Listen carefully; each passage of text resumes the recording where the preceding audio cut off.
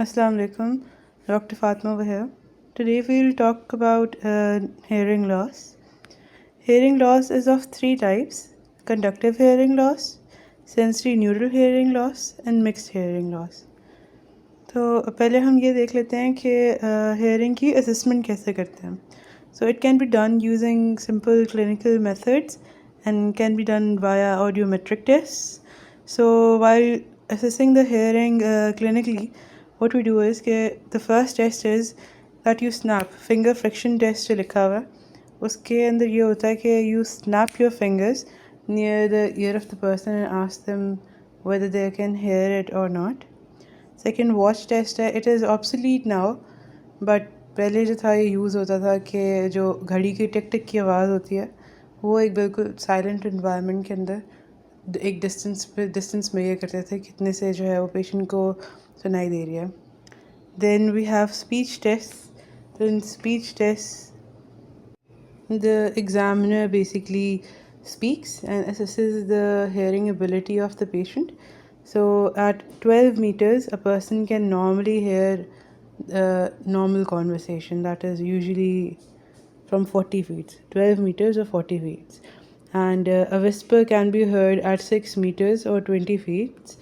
So اس کے اندر پھر اس طرح ہوتا ہے کہ پیشنٹ سے اتنے ڈسٹینس پہ رہ کے اسٹارٹ کیا جاتا ہے، اگر نہیں سنائی دیتا تو پھر قریب جا کے اس کو چیک کرتے جاتے ہیں.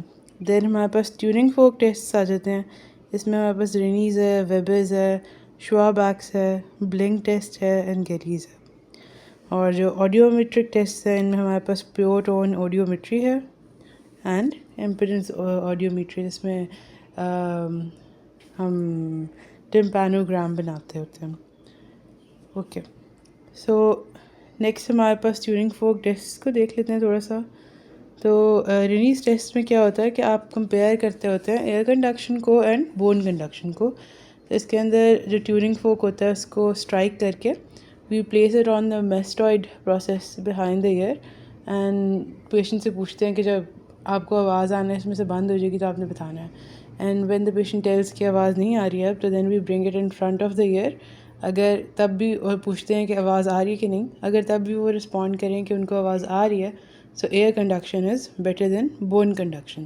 اینڈ نارمل لوگوں میں اینڈ جن کے اندر سینسری نیورل ہیئرنگ لاس ہوتا ہے ان کے اندر رینیز جو ہوتا ہے وہ پازیٹیو آتا ہوتا ہے، یعنی کہ ایئر کنڈکشن جو ہوتی ہے وہ بون کنڈکشن سے بہتر ہوتی ہے.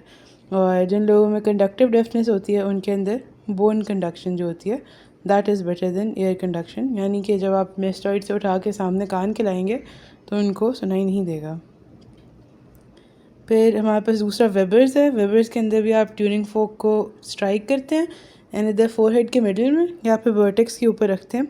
تو نارمل لوگوں میں دونوں کانوں کے اندر ایکول آواز جائے گی، جبکہ جن کے اندر کنڈکٹیو ہیئرنگ لاس ہوئے گا ان کے اندر جس ایئر میں ہیئرنگ لاس ہے اس کی طرف جائے گی زیادہ، اینڈ سینسری نیورل والوں میں بیٹر ایئر کی طرف جائے گی.